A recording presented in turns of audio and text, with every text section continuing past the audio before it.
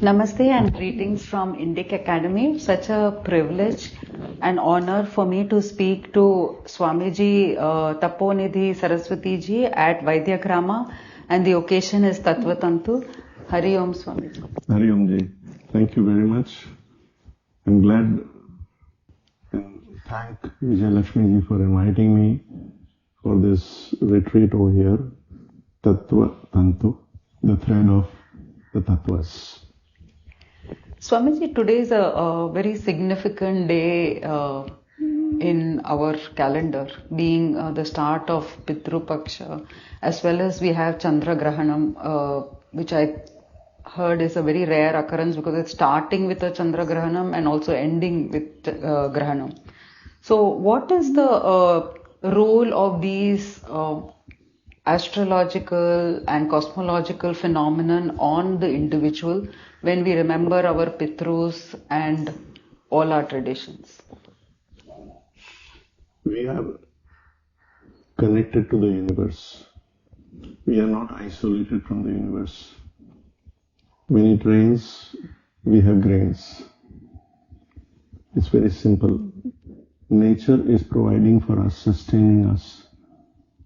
And when there is a change in the planetary system, it affects us. If we look at our rishis, what they have said, that there is an auspicious period for sadhana, say Navratri, which is coming within a fortnight. Navratri, 9 nights, planetary positions support your sadhana for your own evolution. Fundamentally, if you look at this is Sanatan Dharma. Sanatan in the sense, Dharma in the sense that these are eternal principles. Sanatana. Dharma in the sense that we are sustaining the universe for evolution, for material welfare and spiritual evolution of not only the environment, but the inhabitants of this earth, of the world. And that is the importance of the astrological significance. And this is the science which our rishis have given us. We were just talking a few minutes ago, Swamiji, about the entire range and spectrum of yoga. Today, yoga has been culturally appropriated by the West and is usually only connected to the physical aspects of yoga. But you have spoken about so many aspects, and how do all this come together for transformation or recollection? We have to understand the purpose and the aim of yoga. If you look at transformation is expressed through behavior and action. If I'm angry today, if I transform that, I'll be peaceful tomorrow. Simple. It is an expression and a behavior. Fundamentally, my expression of life is because of a thought. A thought emerges from within, and that thought becomes the springboard for my behavior and action. Inherent in a thought is a desire, is a like or dislike. There will be emotions and feelings. There will be concepts, beliefs and ideas. So those intentions, ideas, attitudes within me are becoming the cause of my behavior and action. I offer you a cup of tea. You say, I don't drink tea, I don't like tea. You offer me a cup of tea, I will like it. The object is the same. How you will respond is as per your inner thought which has emerged. I will respond as my inner thought which has emerged. So our impressions within the field of our consciousness, they have to be transformed. To transform them, you have to know your thoughts. If you don't know your thoughts, that I am behaving in this particular fashion, I will never be able to change myself. If transformation is change for the better, then I need to change my perspective, my thinking. Behind the thinking is my perspective. And that perspective has to change. That is how the journey of yoga is defined. That is why Rishi Patanjali prayer, it says, Yogena Chittasya, yoga for the management of consciousness. And if you look at any yoga, whether it is Hatha Yoga, Raj Yoga, Kriya Yoga, Mantra Yoga, any yoga, it ultimately leads to transformation of your consciousness. But when that consciousness has to be expressed, that expression comes through action, karma. You have to use your intellect, intelligence, buddhi. It has to be highly discriminative. Or you have to guide your emotions and feelings. So karma, jnana and buddhi, they are the expressive part of the personality. And that expressive part of the personality, when it is yogic, when it is with awareness, when it is done with proper inner guidance, then the combination of it together becomes a yogic system, a total integrated system. So one part of it, Hatha Raja Kriya, is stimulating the sources within. The other part of it, through awareness, Karma, Gyan, Bhakti. These together, when they are a wheel, then the wheel will move forward. If Karma, Gyan and Bhakti is not there, then whatever wisdom is coming out from within you is not utilized. It is just knowledge. Knowledge not applied. Applied knowledge is wisdom. And that is the key for transformation. Because when you apply, then that impression stays in the mind. And that impression will guide you. That is samskara. Balanced samskara. That is what has to guide your behavior for your transformation. This is the journey of yoga. Total yoga is two wheels, two halves. Complete one wheel. Karma, Gyan, Bhakti, expressive aspect of yoga, and Hatha, Raja, Kriya. And this is the teaching of the Satyananda Yoga, the Bihar school of yoga. Wonderful. So, Miss, I read recently that another Swamiji said that the purpose of all our darshanas is to make sure that what is our inherent tendency to be able to control that to some extent. What is our natural propensity? So is there a dichotomy when we say about self-awareness and controlling a natural tendency? So are they, something that clash, or is it one working on getting the other to its... See, there are a couple of examples for this, to explain this. Though darshanas are working at the level of consciousness, one has to progress to that. But when it affects a personality, then the inherent within comes up. Now the inherent within comes up, it will guide your life. It is guiding your life, you are successful, everything is happening good for you. That inherent within you, call it Atma, call it soul, that is looking for your happiness and is guiding you. But is it conscious for you? That is the question. If it is conscious, then it becomes a yogic journey, and that journey can be speeded up. And then the entire cycle of life, punarapi jananam, punarapi maranam, that cycle can come to a close. Now, punarapi jananam, punarapi maranam, to explain that, there is a seed, the seed will flower, it will die. A new birth has taken place.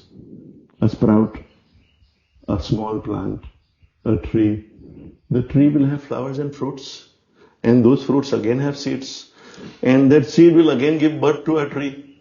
So this is the cycle of life. Progression at every stage. And the seed needs nourishment, sunlight, fertilizer, water. Nourishment for ourselves is karma, jnana and bhakti. It nourishes our inner seed. That is why karma, jnana and bhakti form a very important aspect of yogic practice. Our daily expression of life has to change. That is the transformation. I hope this answers your question. Yes, So if it is conscious, it will speed up. If it is unconscious, you will just be traveler.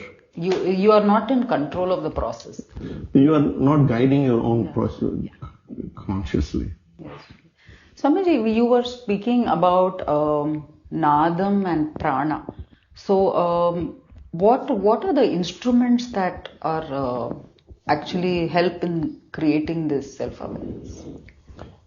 Fundamentally, let me say one thing. Instruments aside, mantra is an instrument, creates vibrations, nada. So this is where we come to the understanding of na and da, comprising two words. Da is the strike. I'm striking. So that is the first desire on the field of consciousness. On na. Na is the field of consciousness. So when the vibration is created, when it is struck first, vibrations are created. And that is nada. Nada is a vibration. But it carries that thought which has been stimulated from the field of consciousness. Now you use any instrument. You use mantras, you use harmonium, sa re ga ma pa dha ni sa. Sa, Muladhara chakra. Within us, the energy centers and the centers of consciousness are the chakras. So, Sa, Muladhara, Re, Swadhisthana, so on and so forth, going up to Sahasrara. Now, these are vibrations which you can create either with a harmonium or on the percussion instrument. So, instruments per se are not very important. It is the vibrations which is the key. We generally tend to identify with an object rather than the essence of the object, and that is our problem. From the form, we are stuck at the form, we don't look at the essence of it behind. We are looking at the tattvas, but we are not looking at the essence of the tattvas, the vibrations which are available at the different levels of the tattvas. And that is the journey of yoga. So instruments apart, even mantra vibrations, they are powerful vibrations. It has no instruments. The instrument is provided by God. God is great. Wonderful. Swamiji, we talk about evolution in terms of, different mammals and other plants and other creatures and man separately. But do you think that within man itself, each of us are at different levels of evolution? So this process of awakening can happen for somebody in an instant through Yoga Nidra or some other yogic practice, and whereas for somebody else it takes several janmas. So how do we explain that? Why is, if the effort is the same, why is the outcome different in different people? So do we have to believe in karmas and past birth and all that for it to? So it's a very clear thing. So in a classroom, a teacher is teaching and he says A for, one person will say apple. The other person will say alphabet. Third person says something else. What is within you emerges as a thought. And that is your response. So what level your consciousness is, you will have to rise from there. That is why in a class, not everybody comes first. And there is a fight between the first and the second. This is the reason of competition. One is at a different level, another is at a different level. I'm saying the same thing. I'm perceiving the same thing. The mother has cooked one vegetable. It is one vegetable. The daughter says, Mom, you make delicious brinjal vegetable. And the son says, Mom, I don't like this vegetable. The event is the same. But both are perceiving differently, and that is the reason for the difference in evolution. For this, to understand and know this, you will have to know yourself. That this is what I am. I like this and I dislike this. You can change that. If my mother gives me a vegetable and at one time maybe I did not like it, but today I am hungry, I need it, I will have it. I am not hungry, I don't want it, I will not have it. And that is awareness. The cultivation of awareness is the primary goal of yoga. For that you have to be attentive. The attention which is wandering in the world of the senses and the sense objects has to be diverted to look at one's own responses from within. Once we look at our own response, we know this is what I am at the moment. I identify with this and I say I like this or I dislike this. Then only I'll be able to change. So yoga is a practice which teaches you how to divert your attention also. Swamiji, you showed chapter 12 of the Bhagavad Gita where Bhagavan is telling Arjuna about to look at both pain and happiness with the same attitude. So there are two differences people make between awareness. We know that this is pain and this is happiness and I should be neutral to both. I should be detached. And then you have enlightenment. So many confuse awareness and awakening with having got a kind of enlightenment.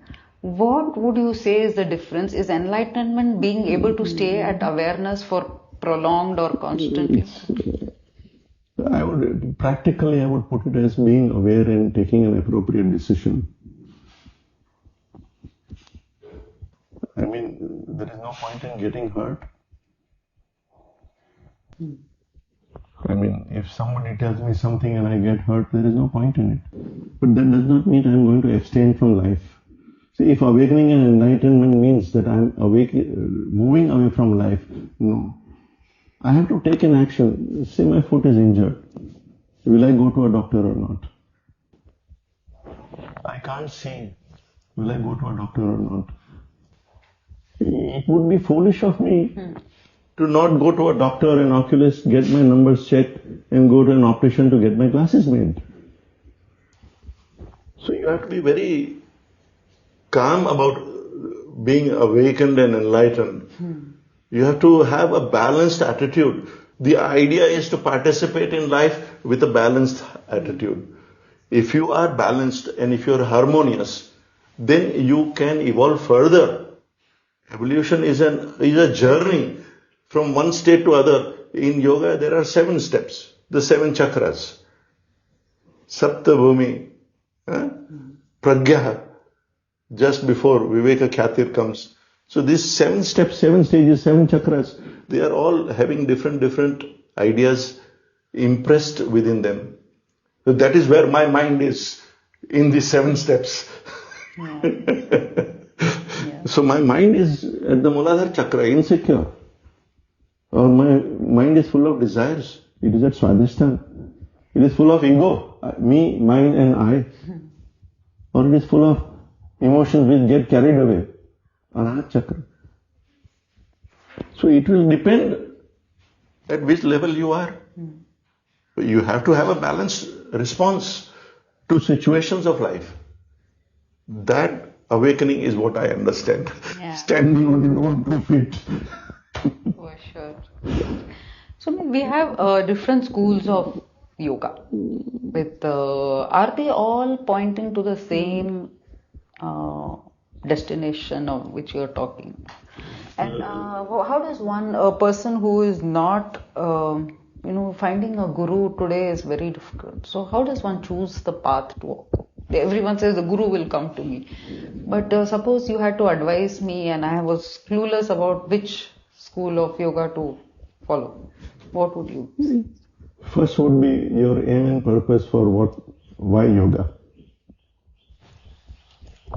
If you are looking for physical benefits, you can get it through anything else. So that comes to the understanding of yoga. The purpose of yoga, I have already explained, it is management of mind. So now if we look at Hatha Yoga school, Ha and Tha, Ha is reflecting Pingala Nadi and Tha is reflecting Ida Nadi. Balance between Ida and Pingala.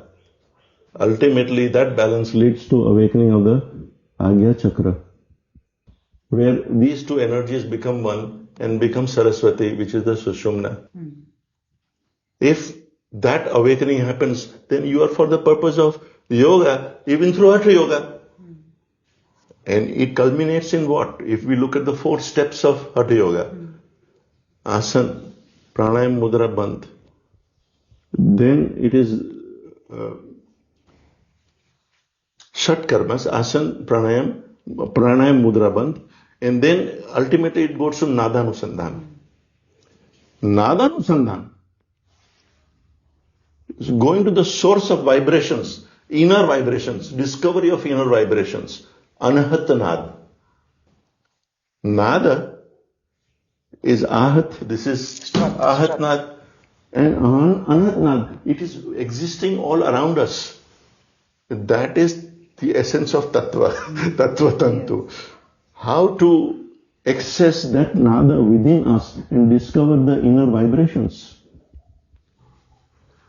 So Hatha Yoga is also leading you to the same thing. Whether it is Hatha Yoga, Raj Yoga, Kriya Yoga, whatever yoga.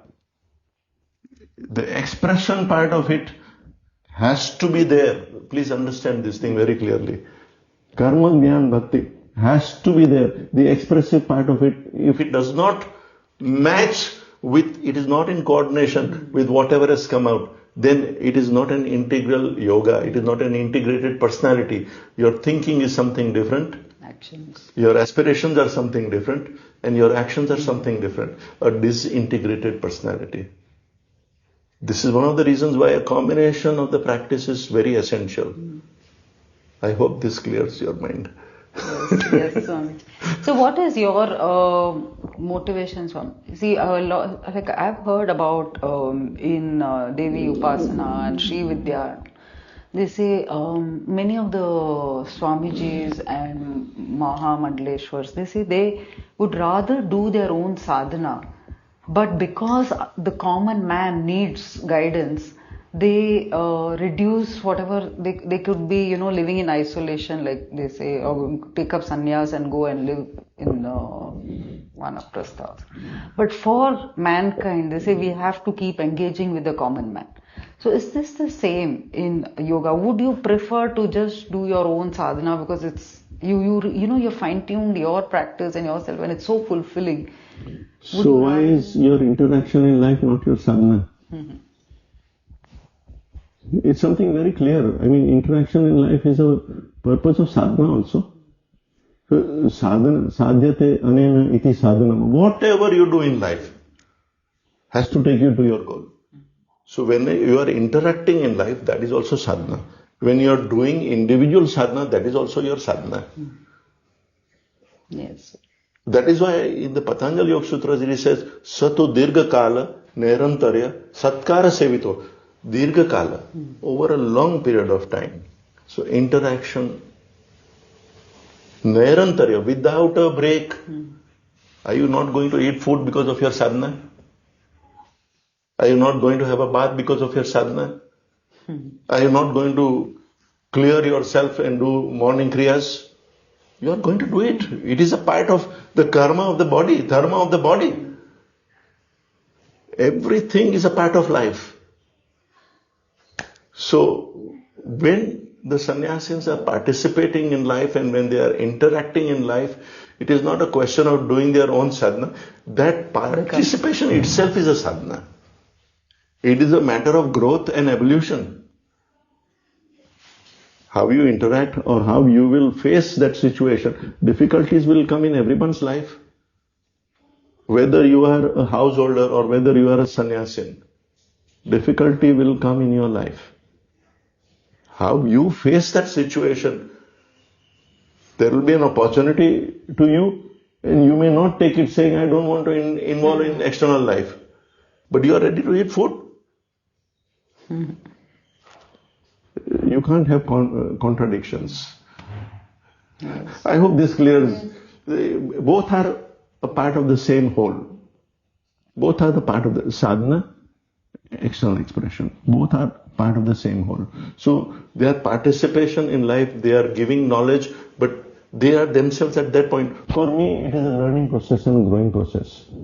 I am ever a student. When I interact with somebody, I come to know this person is like this person is like this, or how am I? Am I behaving properly? Or am I not behaving properly? It comes back to me. Swamiji, what is the importance of learning Sanskritam and also our Shastras in the yogic journey?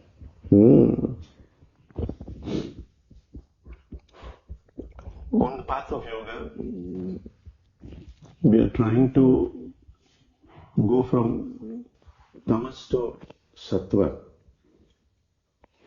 Tamas, as I understand, is from the teachings of my gurus, it is a conditioning. It does not mean that I am not participating in life, but I am participating in the same mindset throughout my life. I have done yoga, I have done hatha yoga, I can do all the postures, I can do everything, but my mind has not changed. Whenever a situation arises, it evokes anger within me, it has not changed. So that particular conditioned state of behavior has to go through action, through rajas, to sattva, to an appropriate thinking, behavior and action, which means awakened state, enlightened state. You are behaving in life, you are participating in life, you are having food, you are taking your morning bath, you are living properly. So for me, the purpose of yoga is to go beyond all these things. That is how I would consider the question. Yeah.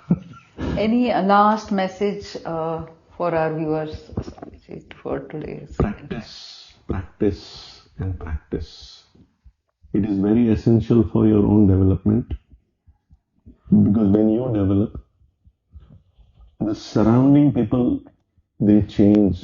Your behavior changes, the response from the others change. And you are setting an example. Then your balance becomes the force which pulls everybody towards you. Practice is the key. Abhyas. For what? Along with Vairagya. For what? Tan Nirodha.